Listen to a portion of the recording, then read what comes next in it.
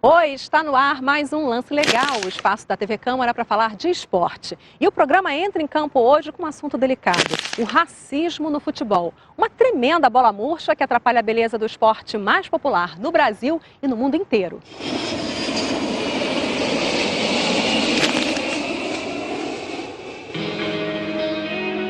O Lance Legal foi até Porto Alegre para ouvir depoimentos de atletas que sofreram na pele as agressões de grupos que se acham protegidos pelo anonimato. Vamos ver que o preconceito racial no futebol já vem de longe e que várias ações vêm sendo feitas para combatê-lo. No Rio Grande do Sul, o Observatório da Discriminação Racial no Futebol vem promovendo boa parte delas. O diretor da organização conheceu esse preconceito bem de perto. Estava indo para casa e uma viatura da polícia me parou, me pedindo documentos. Eu disse que eu não tinha, porque afinal eu estava vindo da praia, né? Ninguém vai entrar no mar de carteira de identidade.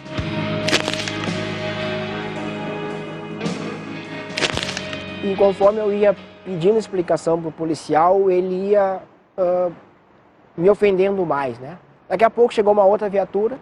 Desceu uma pessoa, aí ele olhou para a pessoa e disse, foi ele que te assaltou? A pessoa olhou para mim e disse, não, não foi ele. Aí ele olhou para a pessoa e disse assim, tem certeza que não foi ele? Olha bem para ele, ele está muito nervoso. Olha bem, será que não foi ele mesmo? Ele começou a querer induzir a vítima que tinha sofrido um assalto, não sei até hoje o que aconteceu, a me denunciar. E eu fui orientado por alguns parentes a ir numa delegacia e prestar queixa. Quando eu fui até o quartel prestar queixa, me disseram que eu tinha que aguardar a maior patente chegar. E aí, quando a maior patente chegou, era ele. E aí eu fui para casa e não denunciei.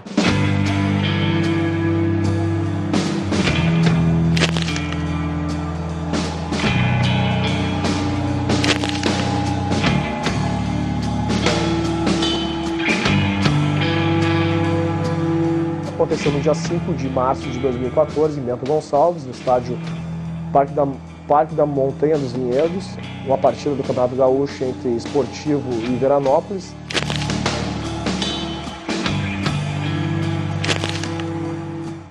Eu já evitava de aquecer em campo, até para não ter esse tipo de manifestação por parte dos torcedores, que normalmente acontece na Serra Gaúcha. E no final da partida, né, mesmo a equipe tendo vencido, não tendo absolutamente nada com relação à arbitragem, algum pênalti duvidoso, algum lance que pudesse gerar determinada raiva por parte desses torcedores, simplesmente gratuito. Né? Um grupo de torcedores se postou próximo ao vestiário, né, a saída para o vestiário, e aí começaram, macaco, ladrão, volta para a África, escória, tem que matar essa negrada. Eu parei, olhei firme para um senhor que estava com uma criança, e perguntei para ele se aquilo ali era o que ele estava ensinando para o filho dele. E ele automaticamente me respondeu, vai pra negro, filho da p***, que é um vocabulário bem comum de estádio.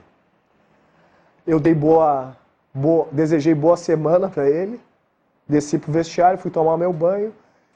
Quando abri a porta do vestiário, onde o meu carro estava num estacionamento reservado, de acesso restrito somente para a arbitragem ou algum dirigente, funcionário do clube, eu me deparei com o meu veículo amassado a pontapés, bananas em cima do carro, e quando eu fui dar a partida para sair da escuridão para fazer as fotos, o meu carro deu 2 engasgadas porque tinham 2 bananas dentro do cano de escapamento.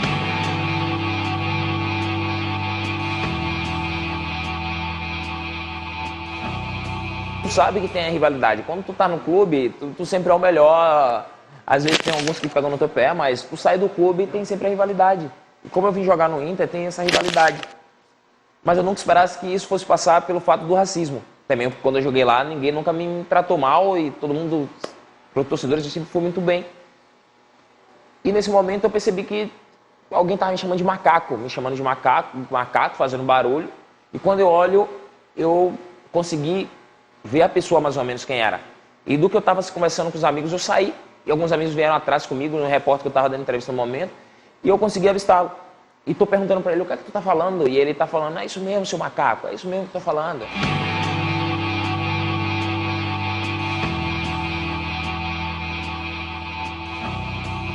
você vê preconceitos raciais, muitas manifestações, não só do torcedor que faz o som de macaco ou atira uma banana no estádio de futebol, mas mesmo dentro do gramado, entre jogadores, eu tenho muitos relatos de ofensas raciais que são feitas. Eu não tinha noção que fosse o estado com maior incidência de casos de racismo, mas não me surpreende, né, pelo fato de que vivemos um local do país onde se tem ainda uma resistência muito grande, muito também pelos imigrantes italianos e alemães que chegaram aqui no Rio Grande do Sul em maior número, né, e com a chegada dos negros teve uma determinada resistência até pela questão de situação econômica, social, gerando esse conflito que eu achei que já deveria ter sido sanado. O futebol aqui, ele iniciou na cidade de Rio Grande, em 1900, né?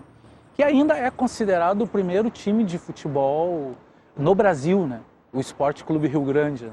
Conhecido como Vovô, que foi criado em 1900. Então esse time ele foi contratado, de certa forma, pela elite porto-alegrense para vir apresentar o futebol aqui em Porto Alegre.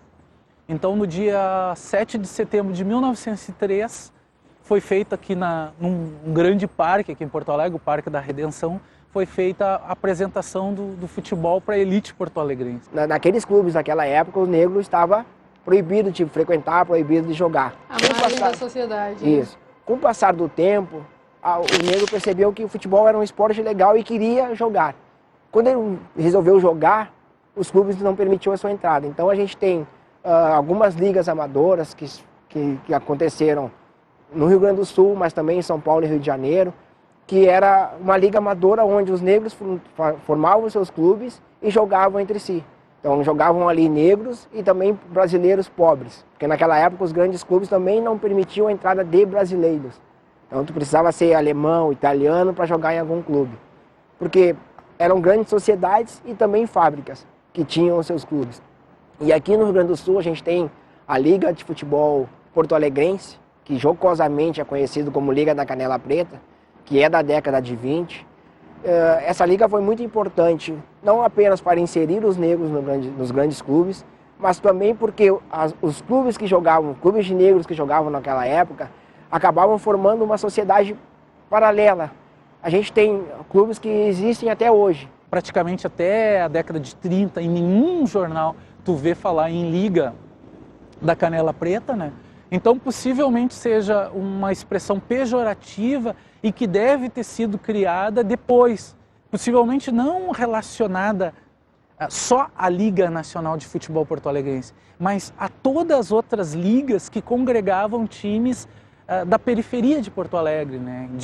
Com jogadores, na sua maioria, de negros, né? Até praticamente a década de 1930, se falava nos brasileiros como nacionais de uma forma mais genérica. Os brasileiros mais típicos, e obviamente que os mais típicos eram os descendentes dos escravizados, né? E eles eram, a grosso modo, definidos como nacionais, né? Naquele período, muito mais do que brasileiros. Então colocar o nome, criar uma liga de futebol como Liga Nacional de Futebol Porto-Alegrense faz o contraponto às outras ligas que já existiam e que tinham a grande maioria dos seus jogadores de times ligados aos imigrantes, por exemplo. Aí vem a história do Internacional. O Inter, no seu início, né, sempre foi freguês do Grêmio e tomava goleadas. E a partir de uma dessas goleadas, foi resgatar alguns jogadores negros para fortalecer sua equipe. E aí por isso que o Inter se institucionalizou como time do povo, porque começou a agregar os negros à sua equipe e aí tem essa marca tão histórica aqui no Rio Grande do Sul como o time mais popular do país.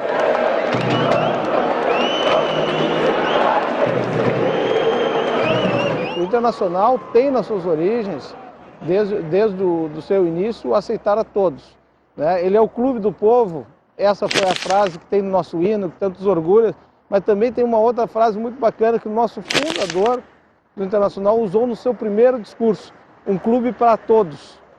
E ela é tão forte, clube para todos, como é o clube do povo, né? E povo nada mais é do que todos. Então a gente tem desde as nossas origens, tivemos muitos craques que passaram de várias raças. O Figueroa é um chileno com aspecto mais indígena, né? O Tesourinha, nosso craque da seleção brasileira, negro. Claudio Mira, autor do primeiro gol do estádio Beira-Rio, negro, grande gol do título do Internacional, o da Libertadores, a primeira Libertadores feito pelo Tinga, que recentemente, jogando pelo Cruzeiro, também sofreu pela discriminação racial, um dos nossos craques da nossa história. O Grêmio foi o último a aceitar jogadores negros. Teve alguns mulatos, né, mas aí tem a história do pó de arroz e tal, tentar dar uma mascarada, o alisamento de cabelo, né, mas o primeiro jogador negro a jogar no Grêmio foi o Tesourinha. Jogou tanto no Internacional como no Grêmio. Tem alguns jogadores como o Escurinho, por exemplo, que jogou no Internacional da década de 70, que é dessa região onde congregava uma maioria da população negra aqui em Porto Alegre, né? Que é o Areal da Baronesa, né? Um lugar aqui em território negro aqui de Porto Alegre, né? Também tinha a Colônia Africana, um outro bairro aqui da cidade que congregava uma população de maioria negra, né? E que tinham grandes times de futebol, né? E que muitos desses jogadores que depois se destacaram como o próprio Tesourinha mesmo, né, no Internacional, eram originários desses territórios negros, desses bairros de maioria negra.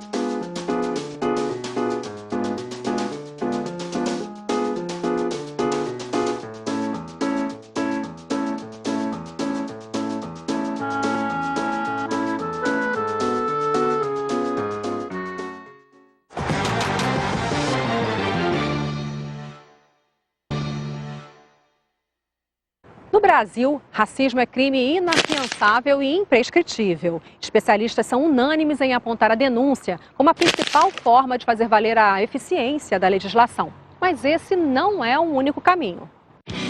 Na luta contra o preconceito, a educação e a cultura também viram meios para tentar desarmar os agressores. Em Porto Alegre, jogos de futebol e apresentações artísticas promovem a tolerância racial. Quero já chamar para compor a mesa imediatamente o Marcelo, a Cristina, a Débora, o professor Pernambuco. O Observatório da Discriminação Racial é um projeto que tem como objetivo monitorar, acompanhar e divulgar os casos de racismo no futebol brasileiro. E com o passar do tempo, a gente começou a monitorar também os casos de racismo que acontecem fora do Brasil.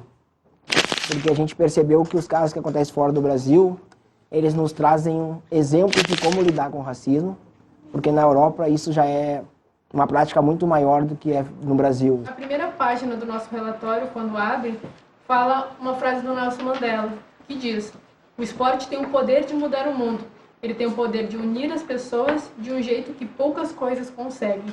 Então, se o futebol ele é tão forte mundialmente, por que nós também não podemos trabalhar com ele para educar e ensinar, principalmente essa questão de preconceito?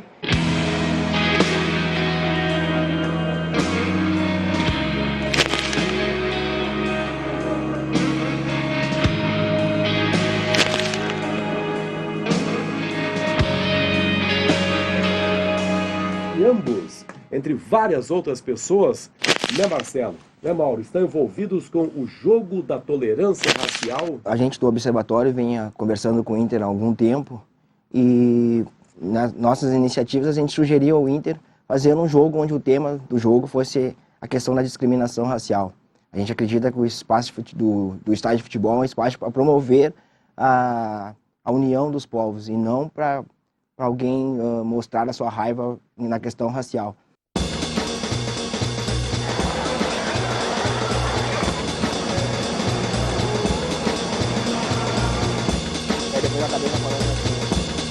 Alô galera, quem está falando aqui é o goleiro Dida. Venha participar desse jogo a favor da tolerância racial. Um grande abraço. Nós teremos vários eventos culturais sendo apresentados, desde dança afro, chachado, forró, capoeira, dança indígena, dança tradicionalista gaúcha e mostrar que é um grande encontro das nações. Teremos vários shows em torno do estádio, trazendo o público e mostrando como é bacana esse encontro de raças, como ele é positivo.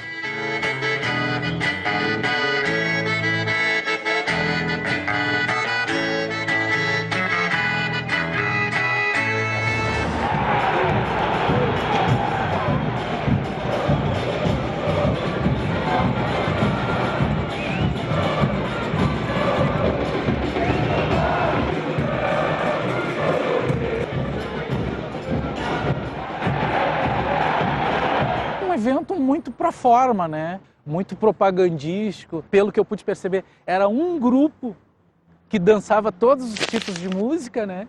Na grande maioria formado por pessoas brancas. Ou seja, não houve nenhuma discussão sobre o racismo no futebol, que é o fundamento. Tem crescido o racismo no futebol, sobretudo? A gente tem percebido que a imprensa tem dado um destaque maior para os casos, e aí os casos se tornam, parece que eles são maiores, mas na verdade, pelo nosso levantamento, ele sempre existiu. Parece que quanto mais se fala no racismo ou na intolerância ou se denuncia, há um aumento do racismo, mas na verdade não é isso. Isso é uma reação, porque como as coisas estão como sempre estavam e nunca se fez nada, quando se começa a denunciar isso, aqueles que são racistas reagem, né, e dá a impressão e coloca a cabeça para fora, dá a impressão pelo barulho que faz, não, está aumentando o racismo, mas na verdade é uma reação às denúncias. Porque você fala, pô, mas por que essa gente já vem denunciar isso aqui?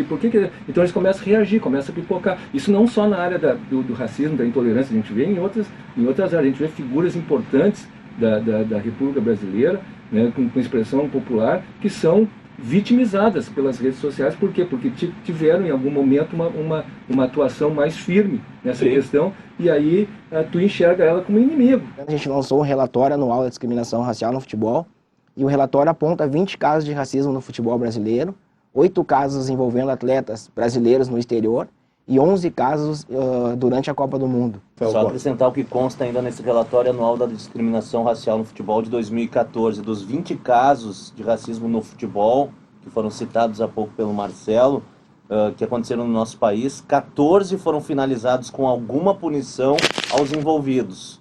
4 não foram encontradas informações de punição aos envolvidos. E 2 casos estão com processo em andamento. Então, a maioria, nos casos em que houve racismo no Brasil, no futebol, nos estádios, dos 20 casos, a maioria, 14, houve punição.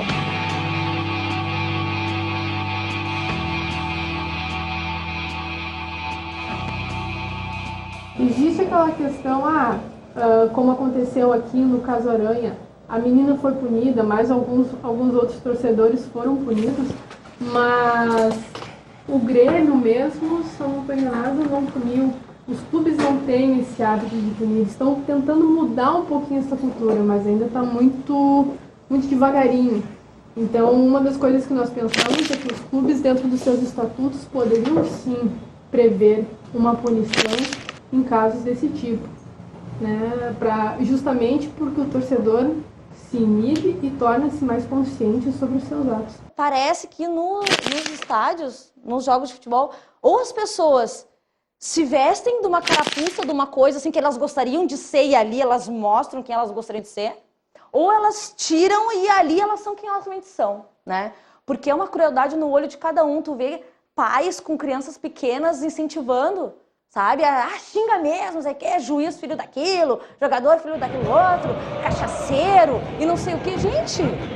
A discriminação racial está acontecendo em todo o esporte, todo o mundo, não só no Brasil. Até acho que o Brasil, em comparação ao resto do mundo, está menor em termos de discriminação, mas aqui no Rio Grande do Sul nós não estamos tolerando, né? Nós queremos denunciar, queremos cada um dos fatos, mas mais do que denunciar, e sempre a denúncia vai para a linha da punição, nós queremos trazer a cultura, nós queremos trazer a educação, trazer o alerta, e por isso nasceu a ideia do jogo, para ir na contramão de que sempre quando se falava em racismo é em cima de punir alguém.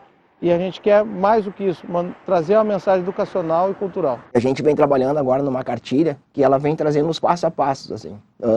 identificar o que é o racismo, porque muitas vezes o racismo é velado e a vítima não percebe que ela sofreu o racismo, e a gente quer informar também como denunciar, quem buscar, quais os órgãos de apoio.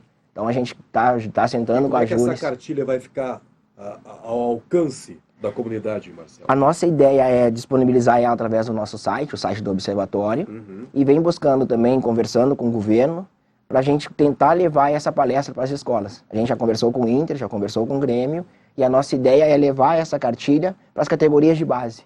Porque na categoria de base também deve acontecer muitos casos de racismo, mas aí não tem a imprensa, né? Chama a atenção o fato de um dos símbolos do Inter ser um negro, né? O Saci, né? Então, eu acho que é um bom momento de se começar a reagir contra esses episódios terríveis que são a manifestação de racismo no futebol. Olha, tem melhorado, né? E eu não sou um sonhador de acreditar que isso vai acabar. Não vai acabar, mas medidas educativas poderiam ser criadas, como foi adotado, né, há 10 anos atrás, que qualquer arremesso de papel nos campos de futebol, essas pessoas deveriam ser denunciadas, teriam sanções disciplinares, né, ou punições. Poderia acontecer também nos estádios com relação à discriminação. Não só com o negro, mas também com essa manifestação homofóbica que vem acontecendo de forma muito forte ultimamente, né? Não, era um grito que a gente viu ano passado bastante na Copa do Mundo e hoje está sendo repetido seguidamente nos nossos estádios, quando o goleiro vai bater um tiro de meta e ele é chamado de bicha ou puto ou alguma coisa desse tipo.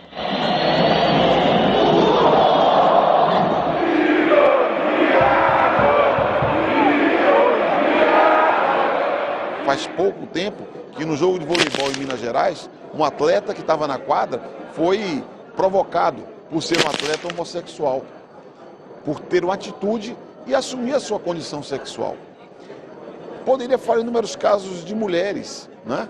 Eu sempre observo que tanto no futebol feminino, em que o Brasil tem grandes resultados, mas nós não conseguimos mobilizar os clubes para dar o devido suporte, ou nas delegações olímpicas, que nós hoje já temos praticamente metade da delegação composta por mulheres e com belíssimos resultados, ou no comando das entidades esportivas nacionais, em que é uma pequena participação das mulheres, você identifica nessas três circunstâncias que eu mostro, uma certa discriminação, um preconceito contra a participação das mulheres, como atletas e como dirigentes. O que eu gostaria, na realidade, é que as pessoas não tivessem medo de expor, né, quando passam por esse tipo de situação. Já que o Brasil, nos últimos censos, tem se declarado um país negro, né, um país que tem 56% da sua população dividida entre negros, pardos, mestiços. Então, fora os países da África, é um dos países onde tem mais negro e a gente não pode se esconder. Se os clubes aderem a valores, a boas práticas, a uma difusão de ideais, isso tem um impacto poderosíssimo. Então eu creio que é muito importante que os clubes também ganhem consciência do seu papel como instituição mobilizadora na sociedade brasileira.